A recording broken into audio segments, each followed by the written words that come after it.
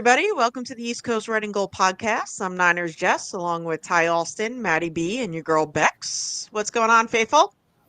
What's going on? Happy Wednesday, Hello. everybody. Yes, happy Wednesday indeed. Before we get started, we are brought to you by Faithful Gear. If you'd like to get your custom Niners gear, go to faithfulgear209.com. And it is for the faithful, by the faithful. All right, guys. So this past game, another blowout. I really don't know what else to say other than it's just like, from at first it was like, in the group chat, right, that we had, it was like, oh, let's go, the defense, like really, hunker down and ready to roll. And then all of a sudden, everything was gone. Done. Yeah. That was it. Yep. And I thought the opening song today would be Taps. Yeah. Look, cue the trumpet because we're pretty close. Statistically, not there yet, but pretty close. Yeah, I mean, I'm still hopeful. Yeah. Because this division is not the best division.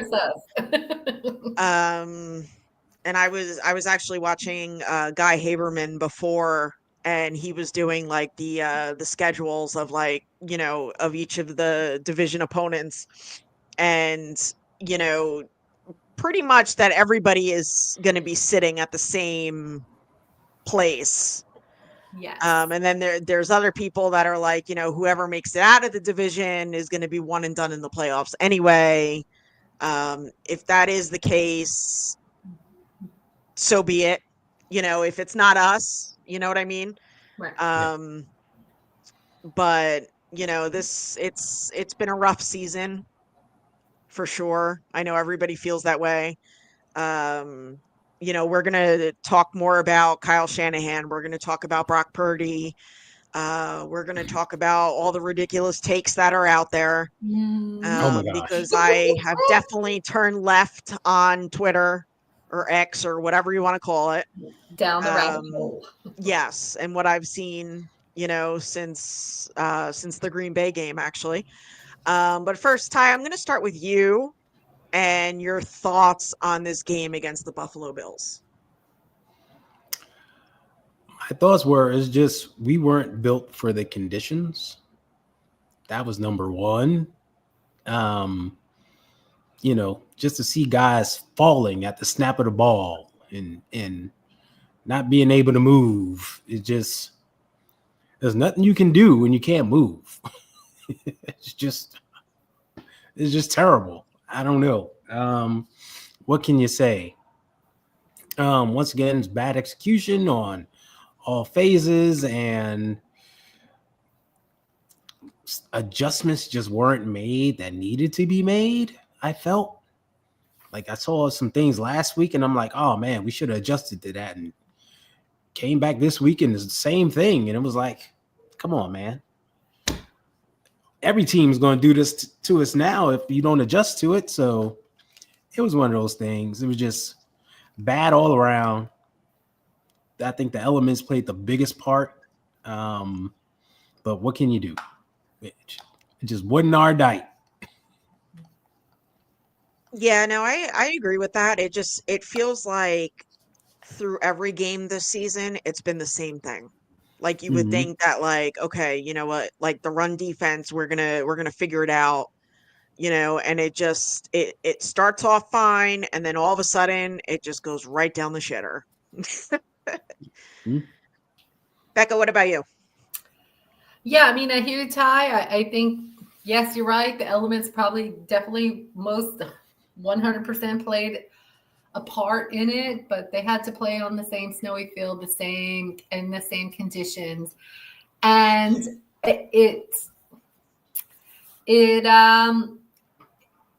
don't know. I just feel like we struggled. We just struggled from the word go. Moody missed kicks. Everybody just missed tackles. It's the same stuff we've been seeing all year long, but exacerbated because of the weather. It was no different than the last couple games we played. Just now was, I felt like, exponentially worse because we were in the snow. So that's my take, is like, let's just put an amplifier to this right here with snow. Maddie.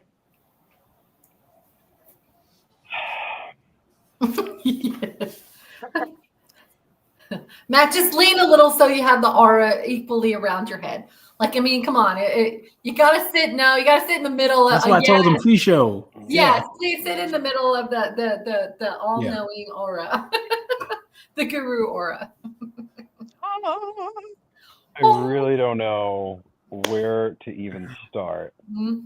But it was just like, I don't know, it was like watching an episode of Family Guy, right?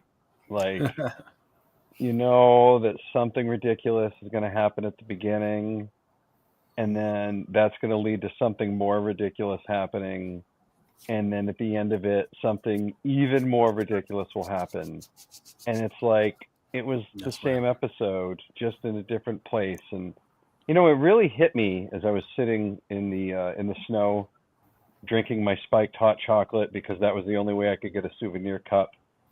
While snowballs were being thrown at me, yet none of them hit me. They kept hitting other Bills fans, which was hilarious.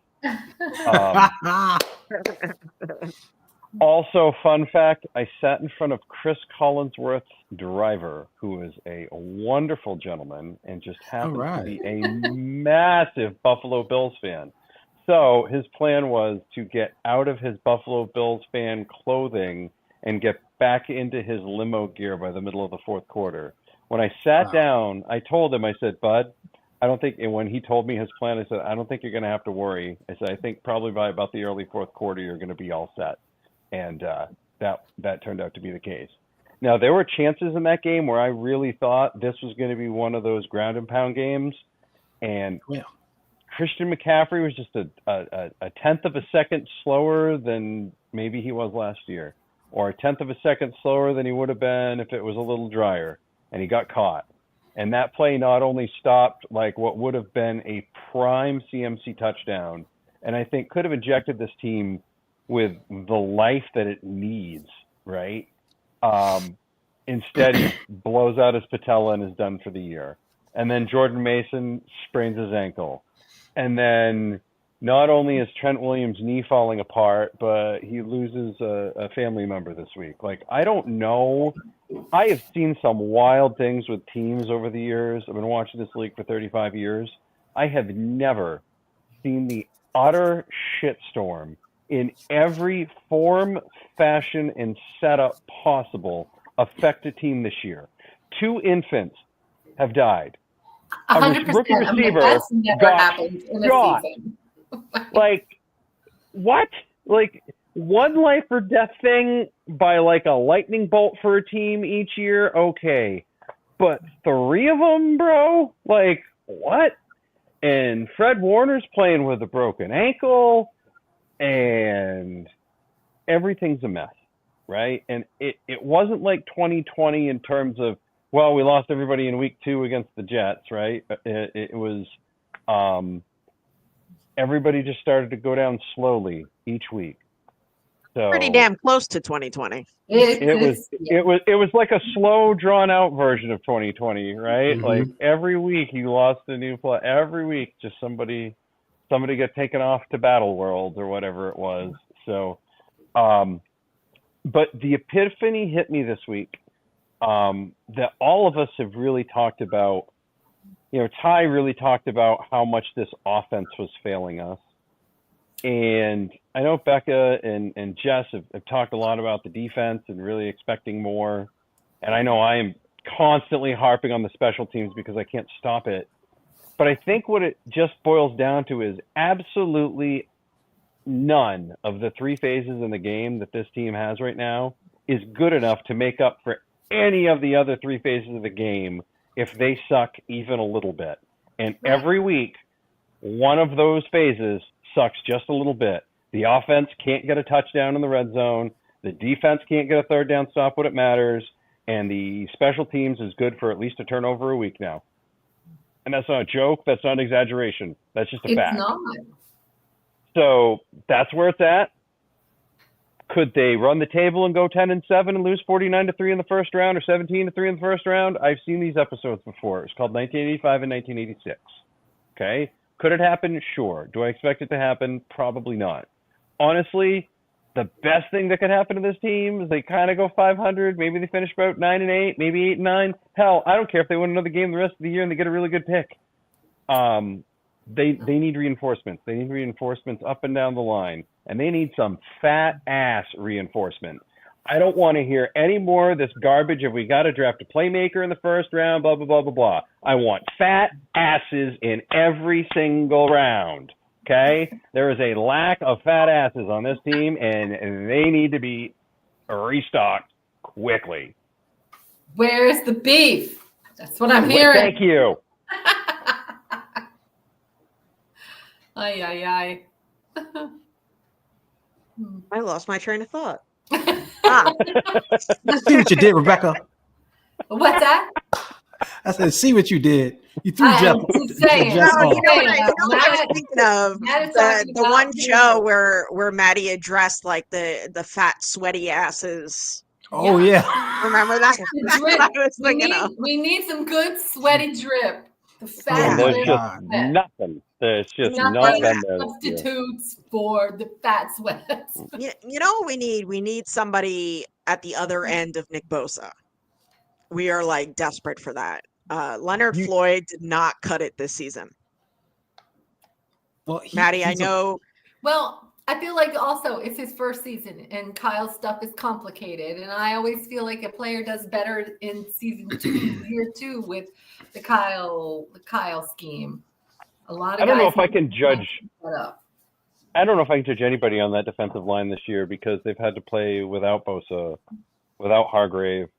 And without Hargrave, the whole thing was anchored around Hargrave being the anchor, right? Like, not to use that term twice, but like that's really what it was. And then they didn't really do anything to replace it. And I feel like do you guys feel like if the trade deadline was after the Green Bay game, like people would have been on the block immediately? Like I feel like they were going to start selling after that game. Wasn't really a huge fan of the attitude coming out of that game, and the attitude coming out of this one wasn't even that great. So, and all there's been some good stuff coming out of this year. Like Renardo Green is going to get some quality minutes, right? Malik Mustafa going to get some quality minutes. Dom Pooney going to get some quality minutes. Evan Anderson was a really good piece as well, right? If you can get 4 players out of every draft that are going to be rotational guys, then you're probably doing okay. That's probably a little better than average around the league because a lot of teams don't really hit on anything. So I'm hoping for that. And the other thing that I'm rooting for, really good, like, coordinator help. I think Kyle is stretched way too thin. And I think you can tell just by looking at him, he is stretched too thin because he can't have any confidence in his defense. He can't have any confidence in special teams. And he can't have much like confidence in his own offense right now. So yeah, he needs some folks to bring in now, whether that's Robert Saleh, whether that's, somebody else that comes in later on, like, I don't know. Maybe he goes back to the Mike Shanahan dial-a-deck and brings in an old school guy. I don't know. But he needs a little more help. And I think this year showed that specifically. I think offensively, he needs like a fresh set of eyes. Yeah. We talked about that. He definitely really missed the Clint Kubiak right, thing. Ty, we did talk about that.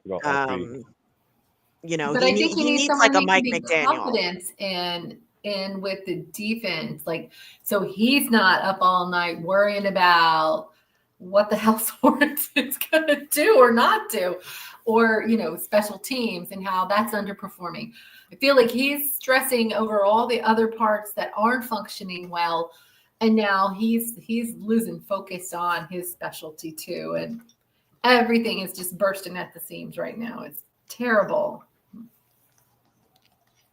Yeah, I agree with you, Becca. I think that, if he at the end of the year, I think Sorensen and Brian Schneider are gone. Schneider, 100%. Yeah. We can only pray. And you know what too? Like people think like, oh no, Brian Schneider will still be here. Well, you know what? Kyle fired his good friend Hightower. Yep. So To bring in Schneider. Right. That didn't work. So I mean, that's why I think that Brian Schneider will be gone. Nick Sorensen, I think, is just in over his head. To be completely you think that's honest. going to go to Brandon Staley at that point, or do you think we're going to really, really see if we can reach out and get someone else? I can kind of go with what Tony's saying. Yeah, Jeff Ulbrich. I can get behind that. What do you guys think? I don't know. Yeah. You think you'd want someone with... I was thinking Schwartz myself, but also I was just wondering like what everyone else thought. Do we think we're going to stick with that, or do we think we're going to try and pull somebody externally? Honestly, I have no clue. Yeah. Because you want someone with experience, who's been there before, who has some pedigree. We had that last year. We were the third-ranked defense in the league, giving up a mere 17 points a game. Yep. But he was the problem. He was a problem. Imagine where we would be in his second year with him knowing the players better, the players knowing him better. Yeah. But I guess that wasn't an option. So we went with somebody we know. Well, how's that working out? Exactly. I mean, I didn't. Wait, I'm sorry to cut you off real quick, but just a team comes out and they put 6 offensive linemen on the field, and you bring your slot receiver down to cover up an offensive lineman. How you think that's going to work? Yeah. Who's going to win that blocking matchup? At least Steve Wilkes brought in 5 defensive linemen. Hello, counter. They go heavy, we go heavy. What? But hey. I don't disagree with you, Ty. I think that the overtime piece of it is where that's what lost Steve Wilkes' job, is players going, we didn't know the rules. Well, first of all, shame on the players, because that's your job. It's what you do every day. But I think he was the guy who took the fall for that. People being confused and not understanding what to do. But once again, which was idiotic, because, I don't know the overtime rules. So that means you don't know how to tackle? Right. What does the rules have to do with tackling and you making plays? Right. I'm not see the disagreeing with stupidity? you. I'm just telling you the excuses that got said by players, and I think Steve Wilkes became the scapegoat for that. I mean, whether he was on the sideline, we didn't, it didn't make a difference for us. We talked about that a lot, like wherever he stands, it didn't really matter because there's eyes in the sky anyway. But yeah, I think Steve Wilkes is head and shoulders above what we have this year. And we're missing it. And it's glaringly obvious. And he's probably back with the voodoo doll somewhere laughing his ass off at us right now. He's sitting on his porch in North Carolina smoking a cigar. Yes, with his voodoo doll cheering for our bad luck. I ain't there. He's getting paid by everybody right now. Belichick. I know, right? Doesn't 2-3 teams owe him money? Yeah. This direct deposit is looking real good. Oh my God, that must be looking so healthy all the time. Right? Yep. All right, what about Bill Belichick? Nope. I think he's Kyle wanted him. Unless he's head coach, he's probably not going to take any defensive coordinator position. But I think he's too old school from what we're trying to do, and I don't think it would. I just don't see him reporting to someone else. He's not going to take orders from Kyle. He's been a big dog for a long, long time, and I just don't see that going well. He had a chance to do that this year, and this would have been the chance to do that. He didn't want to because he wanted to go into the media. Kyle knew, man. Kyle did try to upgrade, and that would have been an upgrade if he was going to come down to do that. So it didn't happen, and now he's probably going to end up taking over the Giants next year because that's just how this thing works. Because he'll probably get Rodgers and Devontae Adams, and he'll get them to perform, and the Jets will be like, "Why can we get him to perform?" He'll be like, "You here, you here." Right. Because they'll just I don't know if it'll amount to anything, but that's just how the NFL works, right? It doesn't make any sense. So I would totally expect whatever that is to happen. So I don't expect anything like that. But yeah, Jeff Ulbrich is really, I think, who they wanted last year. I think a lot of people around the league silently may have seen what was going to happen with the Jets this year and started waiting. So I wouldn't be shocked if Ulbrich came home and, he kind of has that Dan Campbell-y sort of vibe to him, too. I think he'd be really good just taking care of the defense. I think that would be really good for him, and Kyle trusts him. And if Kyle trusts him, that'll take one thing off his plate. And if that takes one thing off his plate, that means the offense can have one more thing dedicated to it, right? And then go out and get yourself a really good special teams coach, one that actually doesn't mind, coaching some things. You know what I mean? Like doing something. Yeah, do it coaching them to just don't make negative plays every week, right? My bar is so low here, guys. I just want them to not give up negative plays every week. Yes. Okay. And that's what the special teams does. It does not matter when it is or who it is. Someone's fumbling. Someone's accidentally getting blocked into a kick. Someone's holding somebody. Someone's missing a field goal. Someone's missing a punt, or just not getting it right, or we're netting 20 yards, and it's like, what's the point? Why didn't we just attempt a field goal there? And if we'd missed it, it would have pretty much been the same thing. At least you could have kept your defense off the field for a little while longer. It just seems like a lot of things need some full overhauls. And like I said, the interior lines on both sides really seem to be where it's at for me. This is not what we saw the last 2 weeks is the absolute antithesis of everything this team has been about for most of the Kyle era.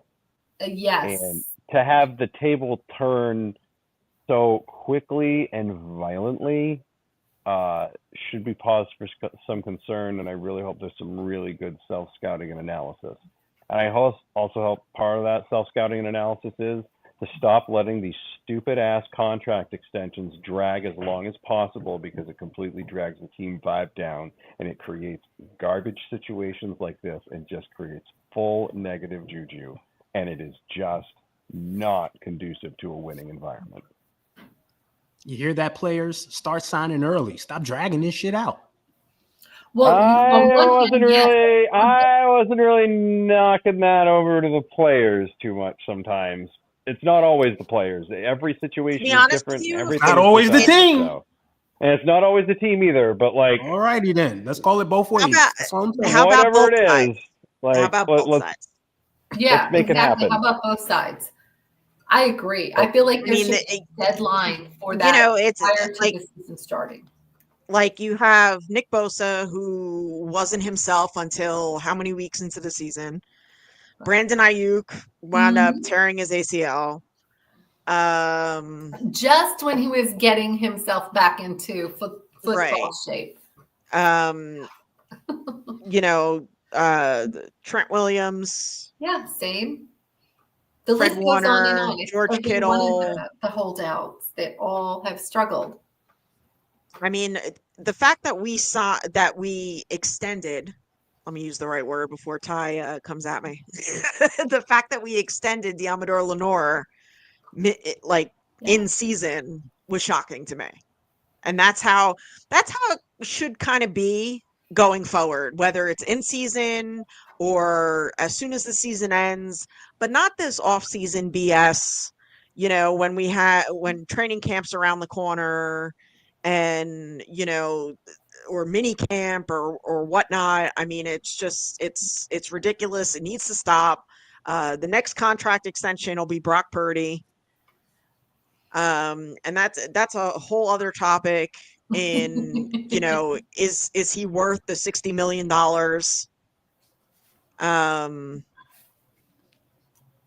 What's that, Ty? I said 55. Yeah, I mean, only one idiot is getting paid 60, then that's because the owner is an idiot. The real range is 55, 50 to 55. Let's call it what it is. Name that idiot, Jerry Jones. That was an easy one. It was very easy. All right, so let's talk about Brock Purdy. Is he going to get that extension? Are they going to extend him in the offseason, or are we going to wait until after next season? He's going to get it. He's going to get it. I mean, let's talk about this. Last season, he was MVP candidate, one of the best quarterbacks in the league. This year, starting off, he's got the highest QBR. Did you know he had the highest quarterback rating, passer rating over his first 25 games in NFL history? And he set this mark and did this, and he's great, and he's top 5. He has a bad game in the snow, and all of a sudden he ain't worth nothing. Everybody clean house.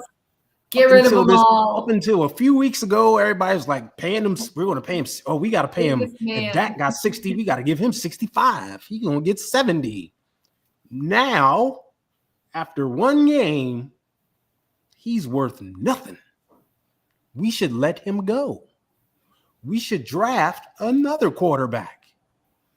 What in the entire is going on? Or we should trade him for one of the top 3 picks. You know what I'm saying? Really? That was the latest that I heard.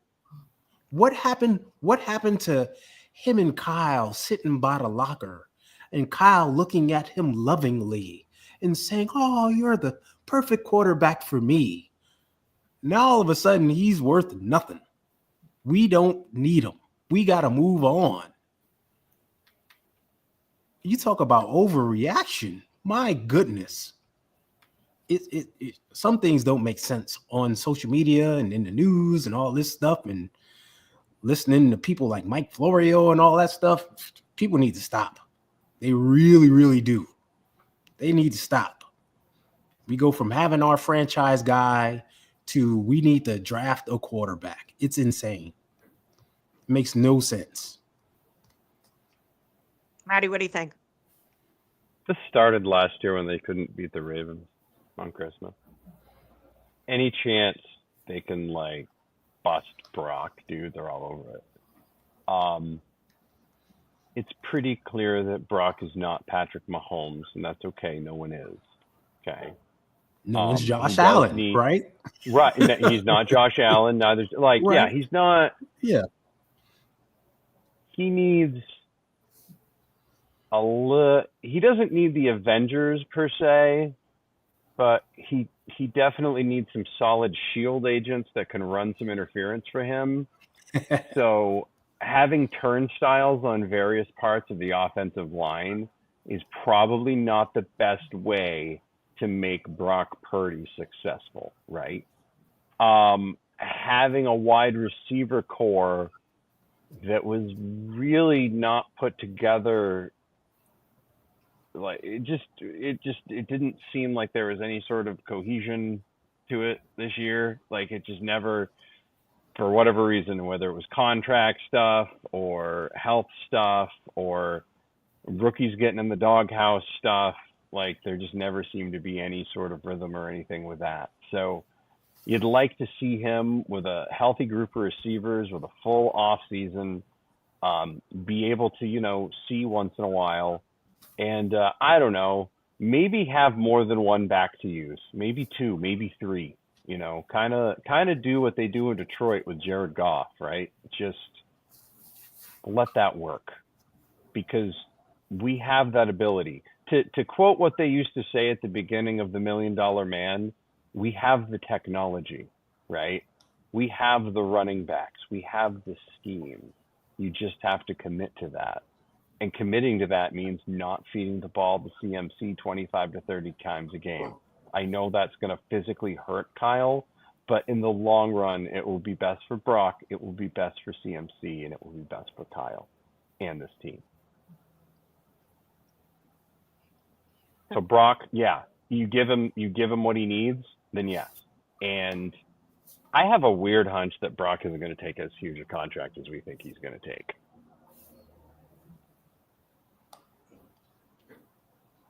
Becca? Well, I kind of agree with you, Matt. You were talking about, you made a point, and now I just lost my train of thought. It doesn't take much, my friend. It doesn't. I'm all over the place right now.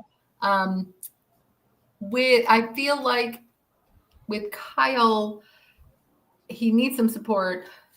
I don't know. You made a point about sticking to the run here. I don't know what you just said. I completely just lost my train of thought. We were talking about utilizing more than one, maybe utilizing more than one running back. Oh, yes, the whole CMC thing. But I feel like he kind of did that. We saw Brock throwing more from the pocket and sticking with passing than I feel like we have in a long time. Like, I felt like he kind of didn't just do the run game. And sometimes we're scratching our head like, why aren't we running the ball? And, I don't know. I felt like he was trying to make some adjustments and change up a few things in the scheme, but it just, I don't know if it was injuries and all the whatever was happening with the team, but none of the adjustments seemed to work, or people just shut it down. The opposing teams just were ready for whatever we were kind of coming at them with.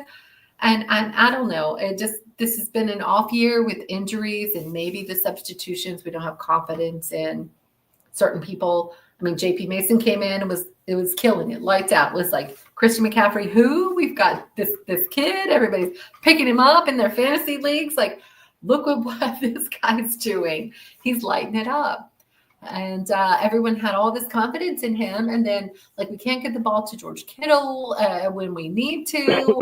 It just felt like there's been dysfunction all over the place. And I don't know if that's a factor of all the injuries or coaching distractions, like we just alluded to before, where the defense is underperforming, special teams is underperforming. So Kyle's putting more attention there than really scheming up games. I just don't get it. I don't know what's going on, but it's been a weird year.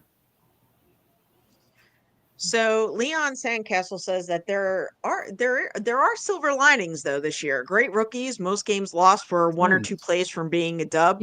Tons of injuries and tragedy. Unfortunately, key players missing camp. It's so close to being great. One DC and another good draft next year is going to be lit. I would agree with that. Yeah. Huh. I mean, I figured we were going to talk about the Fire Kyle crowd, and I wanted to bring some points about. Oh, we will. We'll get to that. So when we get to that, I'll opine on that whole thing.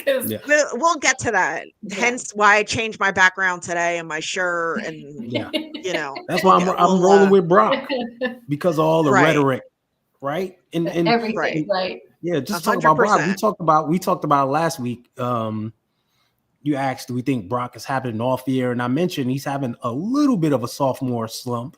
It's his second full season. That's why I put it that way. But he's still a good quarterback. Right. And quarterbacks have peaks and valleys sometimes, especially young guys. This is par for the course. So, like, for have people to just completely write him off is insane. It makes no sense. Especially with the way he's performed under like the most ridiculous circumstances in his career. So 100% top. Yeah. And I agree with Leon as well. We still have a good team. Remember, we got the Avengers, and coming into the year, everyone's like, we have one of the best rosters in football, top to bottom, right? we got this great draft class that people are seeing. Man, we hit on pick after pick after pick after pick. And like we still haven't seen a lot of Jacob Cowing and Tatum Bethune. Those are guys who are waiting in the wings to get some run too. You know, undrafted free agent Evan Anderson. We talk about the middle of the defense. I'm really liking that combo of Evan Anderson and Malik Collins in there. Mm-hmm. Two short, wide guys with strength. You know, if we can get like a defensive end that's got some bricks in his back pocket that can hold the edge and not get pushed around, we can have something here to go along with Bosa. We're good. So there's a lot of good in this roster. We just need to put it together. Every week has been something that goes wrong in some phase of the ball, right? Special teams, defense, offense, where things just go awry. And it's like, what's going on? Normally we figure that out, but this year it hasn't been the case.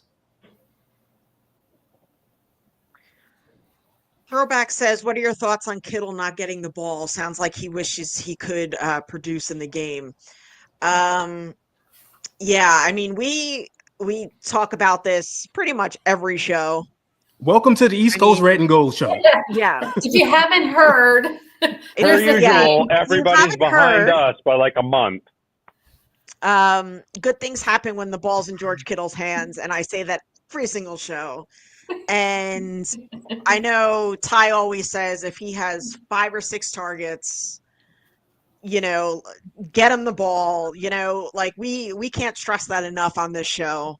Not saying it because I'm a huge fan of his, but just because he is that good and he is a vital part to this offense. Mm-hmm.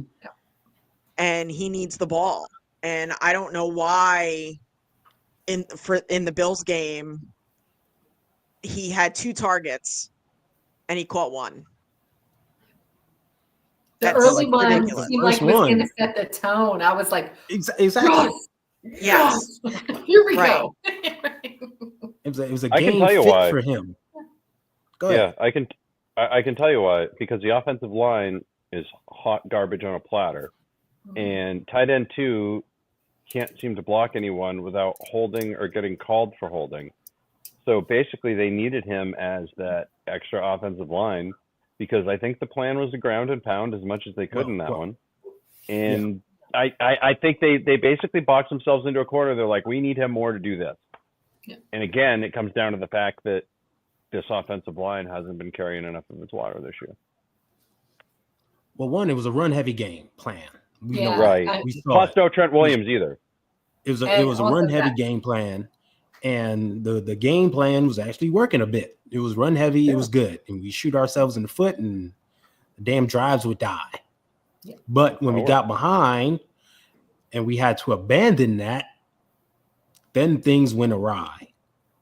You know, and by that time in the game, it was like we couldn't do anything right.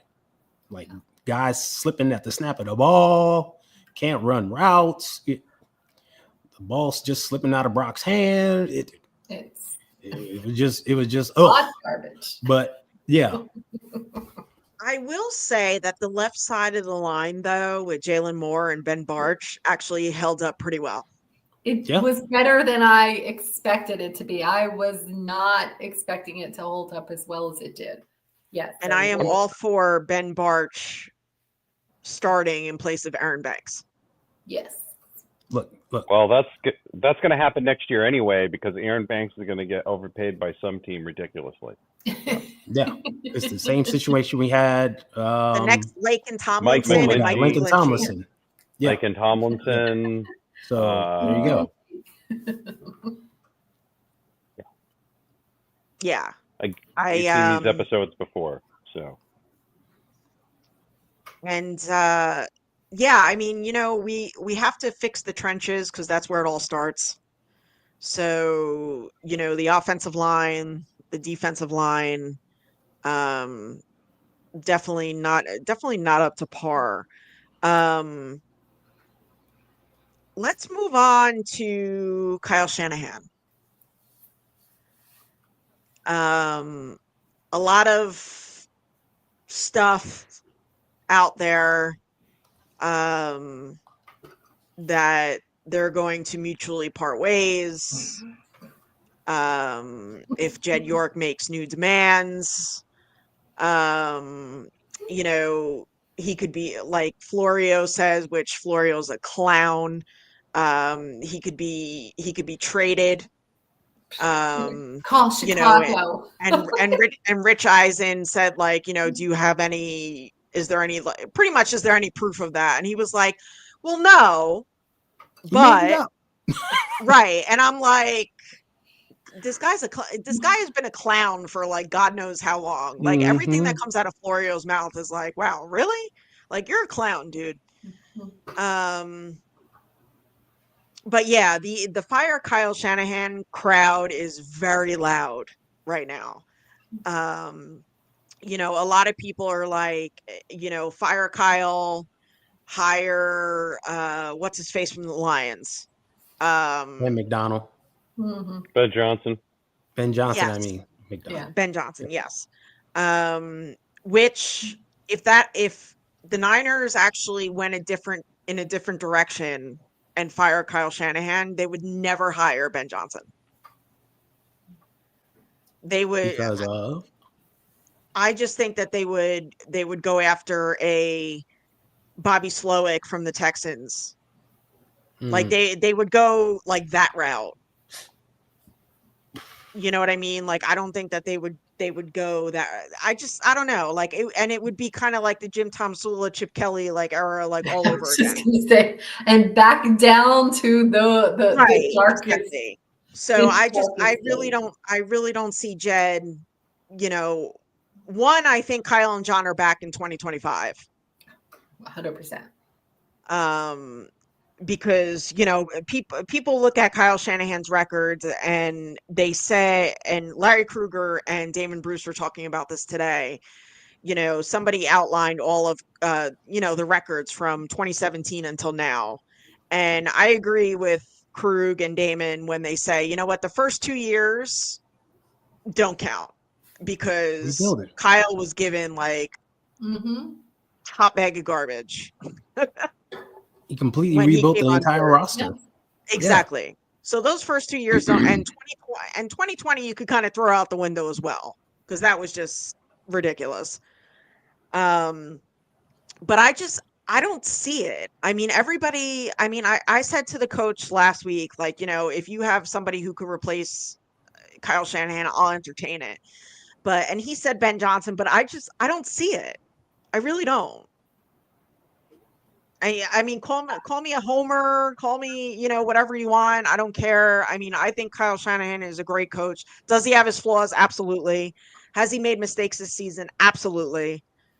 But I have two names that I just want to mention. John Harbaugh and Mike Tomlin. Those guys have been the head coach of the same team since 2007 and 8, somewhere along those lines, like forever. And look where they are today. Did they have some up years, go to Super Bowls, win some Super Bowls, some down years? Yes, but management stuck with them. And these guys are good head coaches, but they have the same issues we have. Turnover, free agency, players, injuries, out. You have to continually rebuild and reinvent yourself and make your team the best thing that you can make it. And more often than not, they have success because the team sticks with them and it's consistent. And I just don't see the 49ers walking away from someone who's been consistently here and not here. Like, you want to go back to Jim Tomsula, Chip Kelly, the Nolan Ryan era, fine. You can go back down here if you want to fucking gut the clean house and gut everything.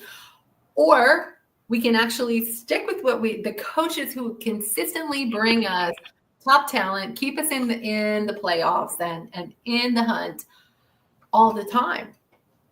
And I just don't see us walking away from them. That's what I'm going to leave it at.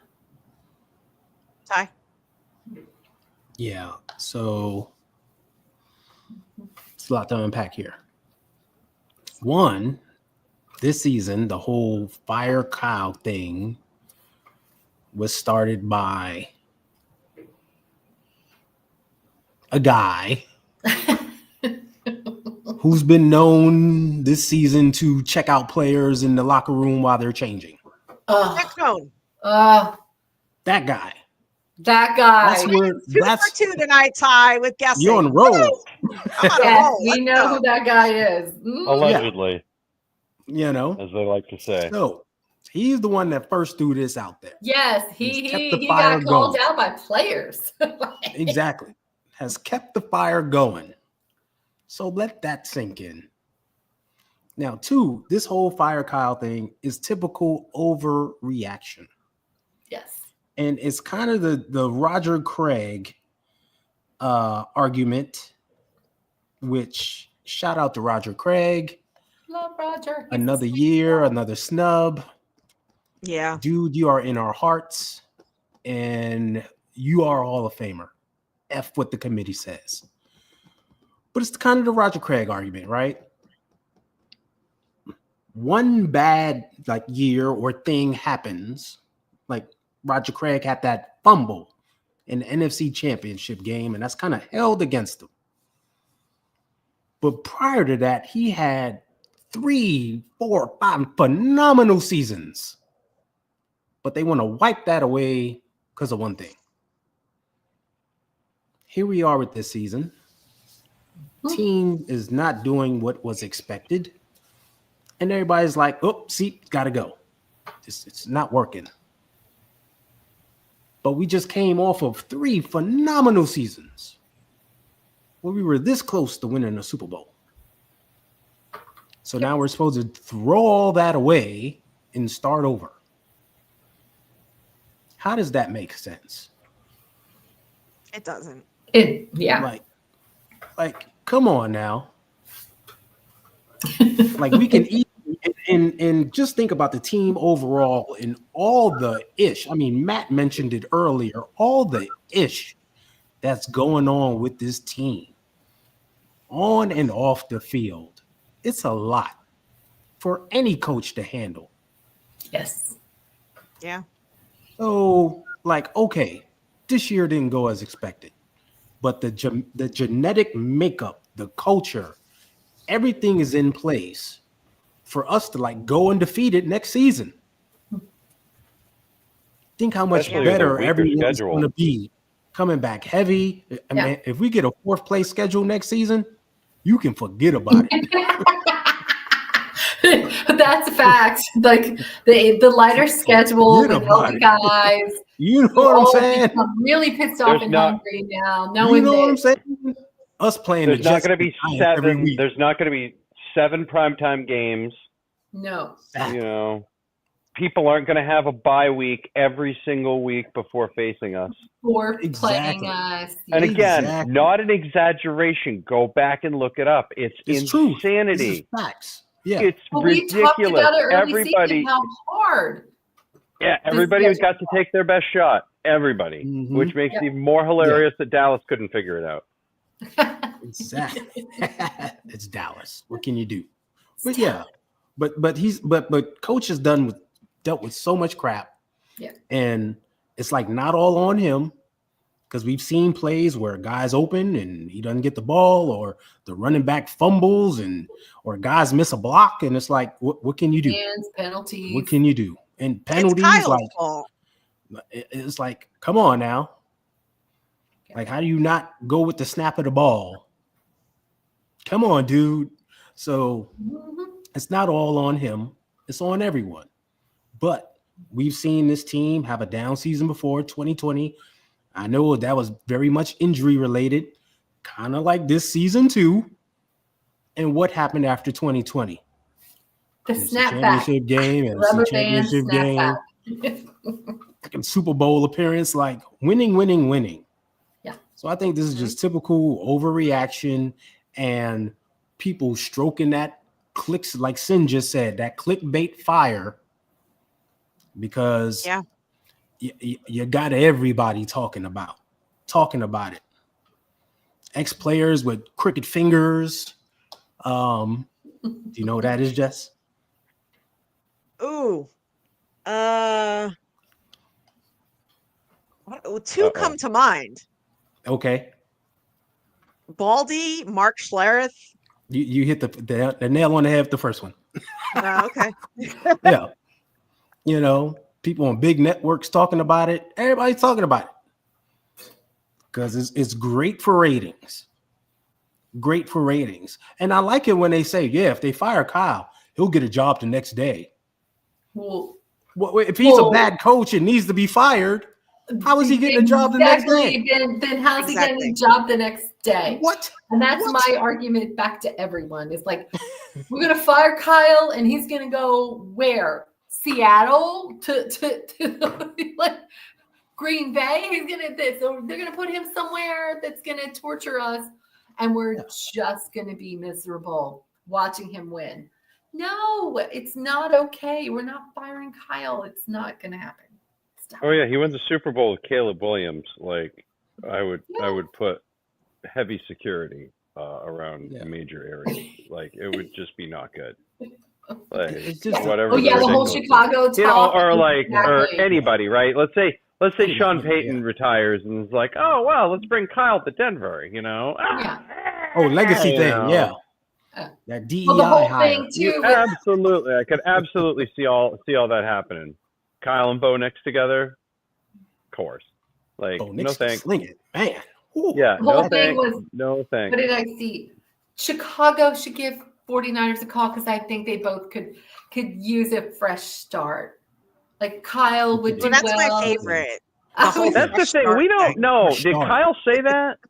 Did Kyle say that? It's some hot take by has some Kyle come out and reporter. been like, boy, you know what? I'm really cooked with this place. I'm really done. Yeah. And you know what though? I am going to say this.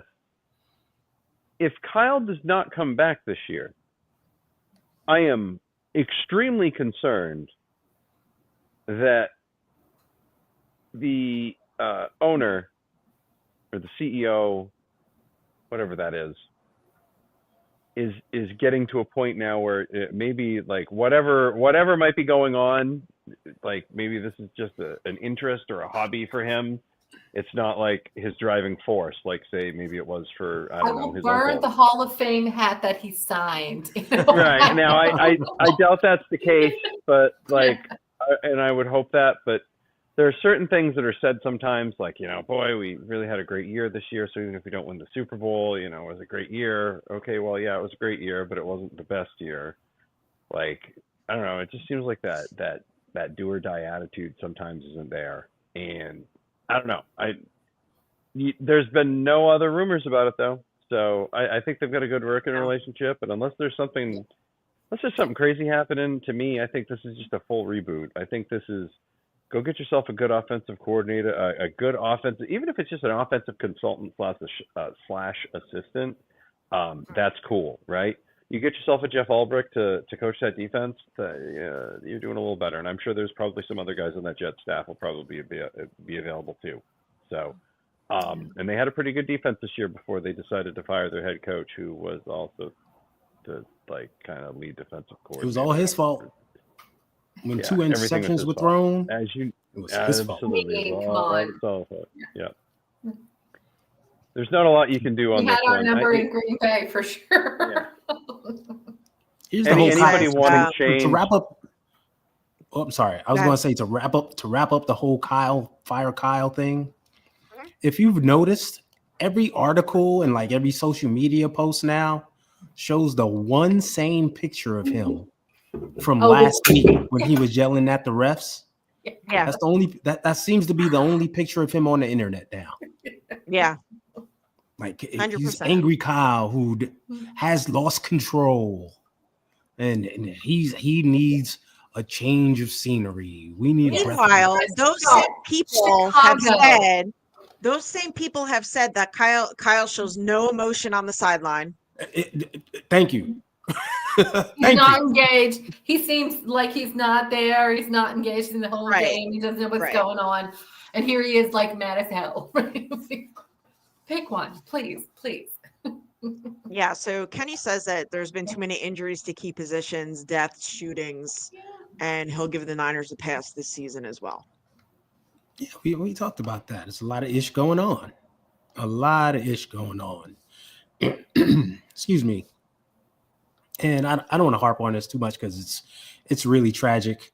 But we've seen, parents unfortunately lose children, and we know it affects them. But just think, there are a lot of young men in that room with young children. Mm-hmm. So think of the fear, that the angst, the anxiety that comes over them when they see, their brother, their teammate go through something. Now something's on the back of their mind of, oh my God, I hope nothing happens to my child, right? Like Diamondor Lenore has his cause for Cleats is dedicated to his younger sister. Like, think about him. He doesn't have a child, but he's very much in love with his younger sister, as he should be. And he's thinking, my God, I hope nothing happens to her. They're human beings. Right. They go through a lot. And emotion has a lot to do with things. Remember Marquise Goodwin, what he went through, and him literally breaking down on the field. Yeah. I mean, come on. And in the middle of that, emotional, especially when you have to go back to work and your work is on display in front of the public. I lost my nephew and he was out of state, and it was an entire ordeal to get him home out of state to another state. Mm-hmm. And I said to my sister, when should I come out? She goes, I don't know, because we don't know how long it's going to take. And I called my boss and I said, I'm going to come in, because if I sit home, I'm just going to lose my mind. I'm sitting in the office trying not to lose my mind, but you're at work, you're trying to work, and people need to ask you questions. And it's hard to function. It's hard to be, fully engaged in your job. Mm-hmm. And you can't expect them to get out there and play football in the dog mentality. I'm going to tear you up, dude, when you just had the saddest thing ever in your life happen to you. People were like, word soft. And I was like, you can't say a damn thing about him. I will fight you right now. He just lost his baby, and it showed how much that hurt that man to lose his baby. Like, come on. And now Trent Williams too. It's like, these are devastating losses that are never going to leave them for the rest of their life beyond football. This is not okay to berate them or criticize their play. It's just not. And you can't account for that in any season. A guy losing his child and being out for a month, he's not injured, he's not hurt. He's hurt, but not in that way, emotionally more than physically. But my God, like you can't plan for those things, but they happen. They're human things that happen. And Ricky Pearsall getting shot and barely surviving something like that. Like, am I gonna die today? Like that, when he said that to that cop, that was her quote for his whole injury. I was just like, oh my God, he's like 23 years old and he's looking at something and going, am I gonna die today? The emotional toll and just what this team's gone through this year, the players, it's no wonder they're all just a stressed out bunch of kids. But it's not fair. It's really awful. And just in the middle of all that is the guy over Jess's shoulder. Yes, the guy who's got to figure out how to make it all work, right? Like, right? How do we? The player coach, the guy who's got to manage it all. Yeah. So that's another layer on top of it. But people don't think about that. Yeah, trading in Chicago. People don't realize that these players are human beings. Yeah. And, they go through things just like we go through things, and how they deal with it. And, people need to remember that. All right, let's switch gears. Let's talk about this upcoming game against the Chicago Bears. Yeah. Talanoa Hufanga's practice window has opened. Dre Greenlaw looks like he's going to be returning for the Rams game. Yep. Yes, Guerrero is going to truck a lot of defenses the rest of the way. I agree with this. Hopefully he doesn't continue to run into his own offensive line going forward. He's been better. But that's just Please, thank you. Yeah. But that's just the part of, him growing, and I'm excited to see him. We signed Izzy Abanaconda, which we signed him off the Jets practice squad. Yep. A lot of people like him and, and think that he's going to be a real good addition to the team. What are your thoughts, Maddie, going into this game against the Chicago Bears? The song that they played when they in the locker room over and over and over again before they beat the Bengals in Super Bowl 16 was Kenny Loggins' "This Is It," and this is it. Okay, this whole game is it. You're gonna win it, and you're gonna straighten it out, and you're actually gonna see a majority of football. Maybe they can break through on their red zone stuff. Whatever, right? Whatever you might see here. If they can get that stuff fixed and start looking like the team that we all know they can be, and finish the season strong, there's hope yet, and we can all be kind of optimistic. But if they lose another one, and if they lose to the Bears, who have found it's almost crazy to me that they have found more ways to lose than the 49ers have in recent weeks, and more heartbreaking, ridiculous ways to lose than the 49ers have in recent weeks. So it's almost going to be like, who can lose this game first, right?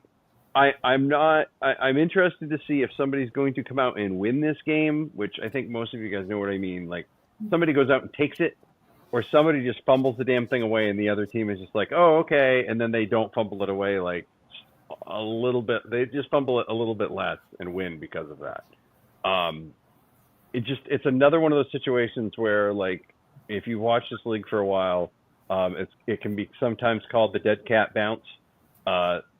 Like, you think the cat's alive for a week, and it turns out they bounce back. You saw it with Carolina after they fired. You've seen it with a few teams. When they fire their coach and they come out and do different things. Saw it with the Raiders last year. You saw it with a few different places. So it's possible, and there's a lot of talent on that Chicago team. It's not like there's some dubbed team coming in off the street. I think we saw what they were up against on Thanksgiving. The world finally saw what they were up against on Thanksgiving. For a franchise that has never fired a coach in season to fire a coach in season, like, things have to be so unbelievably bad. And trust me, they were. And you could tell based on what happened in that scenario. So I'm really interested to see what happens in this one.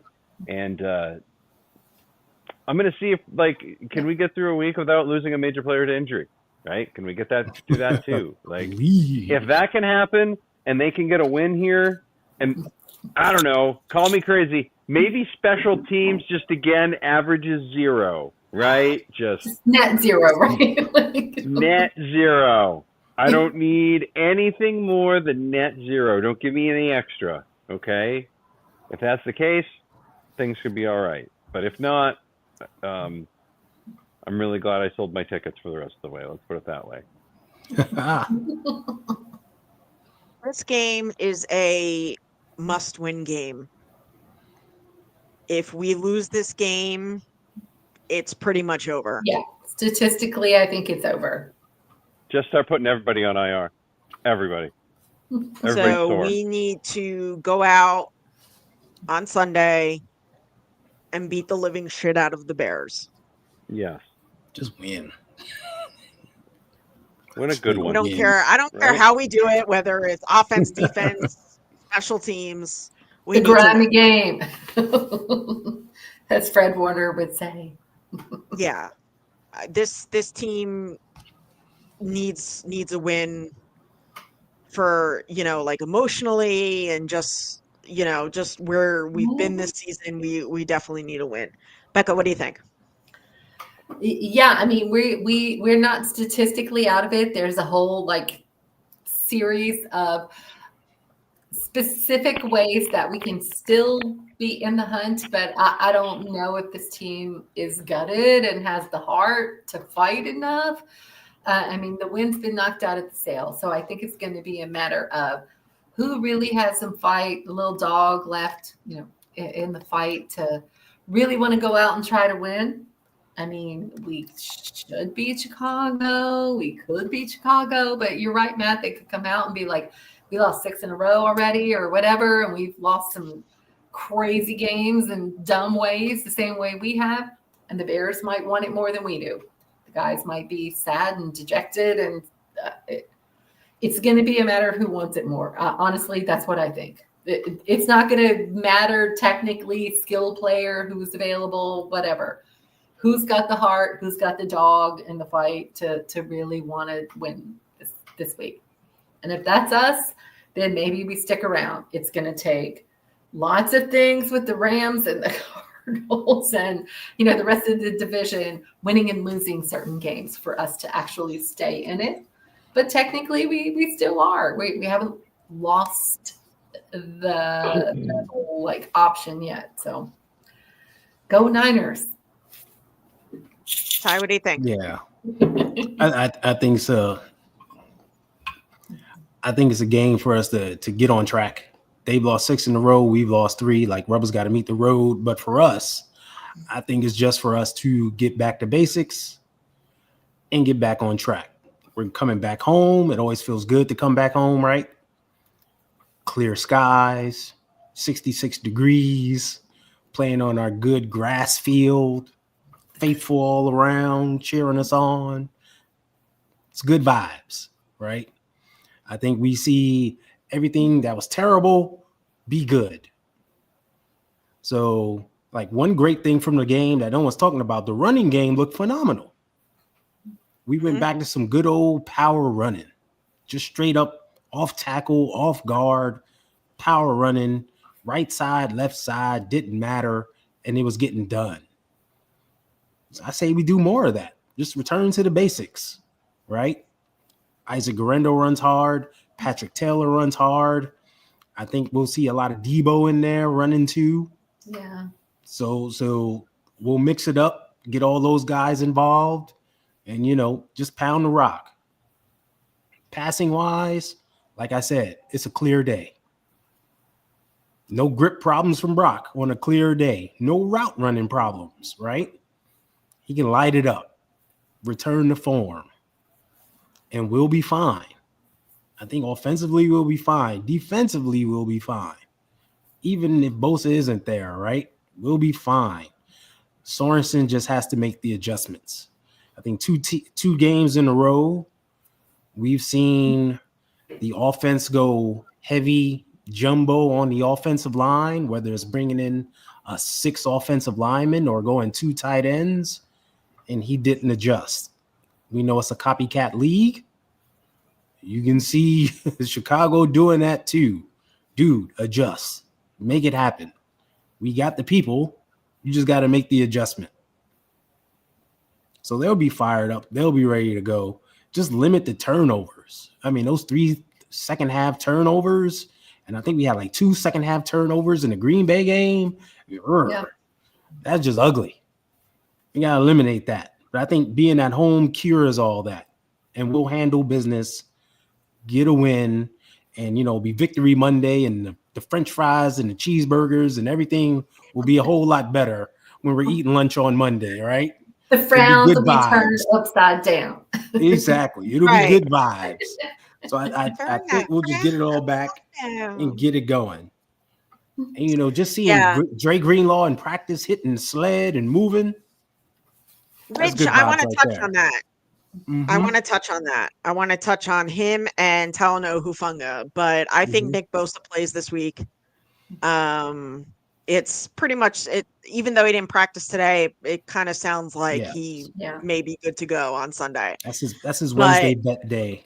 Yeah. Right. So I've seen a lot of we should shut down Talanoa Hufanga and shut down Dre Greenlaw, and I want to say why.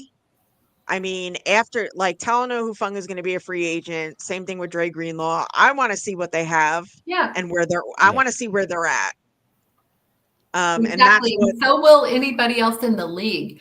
I mean, if they don't play this season and they become free agents, it's not going to be in their best interest either. They're going to want to play too because they're going to get out there. It's a prove it time. Like you've been injured, you got hurt, you came off injury, and now you're back on it again.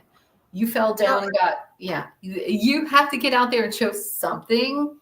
Otherwise, you're going to be lowballing, taking these low number contracts. So I think they're going to be motivated. I mean, a throwback, no reason to play Dre Greenlaw. The team wants to see where these guys are at. Yeah. Right. And they're going to want to be out there to prove that they got it in the tank and that they're good to go, not only for the Niners, but for any other team that might be interested. I think that's the thing that could be like a little spark for us is these guys getting back and wanting to have like that prove it kind of window to say, hey, here's my little flash of brilliance. I still got it, and I'm still hungry and gonna work hard. So yeah, I don't want to shut them down. I don't want to put them on the shelf. And just think, we're not eliminated, like we said. We're not eliminated. We're still in this thing. Yeah, there's still a spark. Just think, if they can come back, provide that spark, provide help, right? Just think of the simple fact that how many plays has it been where DeAndre Campbell has just gotten in Fred Warner's way? Yeah. And kept him from making a play. Imagine Dre being there. You know Dre's not going to get in his way because he knows what to do. They're a team, right? That makes the linebackers just Dre better. Brings to the Exactly. And you heard Diamador Lenore and I think it was like Jair Brown or somebody talk about, Dre. Dre gets us going. Yeah. Just his presence being out there revitalizes the defensive effort. So if they can come back and we're better, and next thing you know, we're winning a game. This team's losing a game. We're moving up in the standings. The defense is shutting down all the snap. The run game is fixed. We're only giving up 17 points now. Check this out. Look what the Niners turned on in the last half of the season. I mean, it could be the big spark that we need. And I would say we cannot shut these guys down.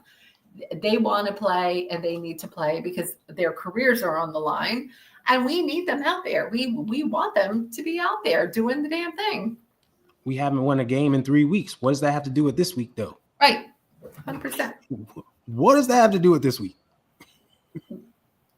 These guys can be out there and doing their job. And now suddenly the defense isn't giving up these late fourth quarter nonsensical things. And we win. So, hey, could be the Maddie, what do you think? It's going to shake out however it shakes out, right? Like there's been some good, basically right now it feels like this defense is really getting just snaps, right? Like they're getting experience, a lot of it. I know Fred Warner doesn't need more experience. A lot of these guys don't need more experience, but a lot of them do, and they need those game reps. You know, those game reps that Trey Lance never got, or some of these other people never got. So, I love that I'm frozen like that, by the way. Hilarious. I know. I look like the Undertaker for a second. You're in deep. It looked like you were in deep thought, though, deep pondering. Yeah, for real. But I just think the way it really works and the way you can look at it in terms of that is, you know, there's going to be some weaknesses in there, but hopefully they've got guys in there that they can use next year. That can be part of the rotation, part of the depth chart.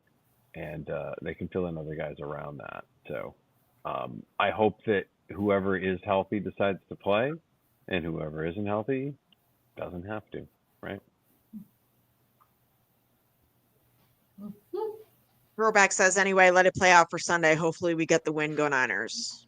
And that's what it's all really about. all we can look for at this point. That's all we can do. Get the win, go Niners. Whatever happens, let it guys take care out of there itself. win. But we just need to win. Point blank. Guys, just losing crap did we skip the 2-minute drill this week? because the 49ers seem to skip the red zone every week? Like, is that how that works? Like, red zone, shit. They ain't getting past the 35. You talking about red zone? Red zone? Who's talking about red zone? What is that? Are you kidding me? That was awesome. All right. So before we get out of here, let's do our X factors for this game. I'm going first, and I am going with George Kittle, of course. He needs to get the ball, and we need to get things going. And yeah, so I'm going with him. Becca, who you going with? I guess Isaac Orendo, because he is our dude in the cupboard, next man up for the run game. So, Isaac Orendo is going to have to carry the load in the run game and make something happen there. And, if we're not doing 2-minute drill, then, condolences to Trent Williams and his family. And that's terrible for him to go through. But that would be my X factor, I guess. We are going to do the 2-minute drill. I thought we just said we weren't. Look, Matt is perfectly centered in his little aura. I know. He's got that perfect round glow. So wild. Although he's frozen. I know. Oh, wise one. I'm here though. Come to life. So weird. There you go. He is perfect. You know what? And part of my closing was going to be like, this is probably the first time that none of us had any issues. Get his picture. So close. Yeah. So close. I got his picture. All right, Maddie, who are your X factors? Well, hopefully you can hear me while I say these things. We hear you perfectly. Hear you. Brock Purdy's dry hands would be my X factor this week. Hopefully he can grip the ball. And Jake Moody's accurate kicking. No missed extra points, actual hit field goals. I think those two things would. I think those things would be good confidence boosters for this team. Hi. I'm going to say the entire offense. We are going to score more than 2 touchdowns this game, and we've only done that twice this season thus far. Okay. And y'all see why I hop on the offense. The offense, I'm telling you, it's everybody's dogging Brock and dogging them. I think we found something in the run game where these guys power running. Just get back to it, Kyle. And I think Brock and the Yak Bros heated up. We're going to be on. We're going to do something. I'm also going to say Ben Barch from the offensive line. Yeah. Oh yeah, because he definitely is a great. Like, he's been a good plug in the hole. All right. So with that being said, let's go to that hurry up offense and the 2-minute warning. I had it. Bam. And Ty, you're up. Okay. Football is so much more than stats. And it's so much more than TV stats. Don't believe all the crap you see on TV. Fred Warner has not covered 31 people since week 1, week 3, whatever the hell it was, and has given up a reception to all of them. It's a lie. Don't believe it. Also, Ricky Pearsall running routes and everything and not getting the ball.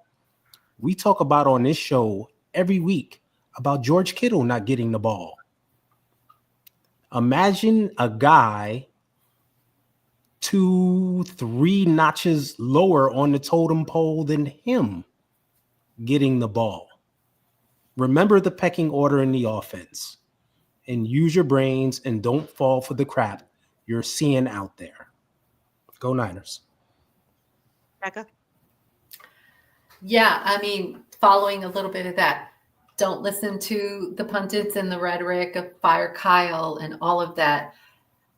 Be patient. We have down years. We have up years. This snapback next year, I think, is going to be real.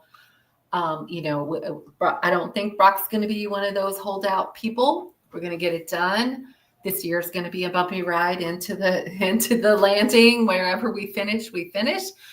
We still have an outside shot, and we'll see where it goes.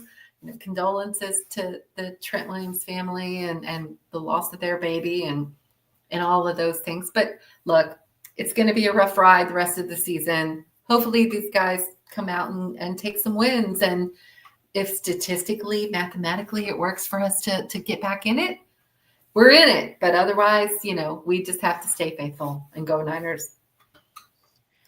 Guys, stay faithful. Like Becca said, watch the damn games, please. I mean, a lot of stuff out there is just, I swear, it's from people who just don't watch the game. But as always, go Niners. Shout out to everybody in the chat. You guys were awesome. If you haven't liked our show, please like and also subscribe. Helps out with the algorithm, so people could find us. As always, go Niners, and we will see you next week. Maddie, you're up. Yeah. Uh-oh. Oh, okay. So no, I'm still here. You just can't see me. Yeah. I promise. Yeah. I was like, is my face gonna work? Am I gonna move? No. Just biggest thing this week is I want to see what we've got in the running back room. So unleash the Garendo is my request. This dub. Let's go. Let's get on track. Let's get on track, and let's see if we can make the playoffs. All right, all. See you next week. Go Niners. And thanks, Faithful Gear. Yes, and thank you, Faithful Gear. Get your Faithful Gear at faithfulgear209.com. Let's go. And of course, for the upstart 49ers, they're 6 yards away from Pontiac. 3rd and 3. We'll see a pickup sometime on the right side, possibly. Montana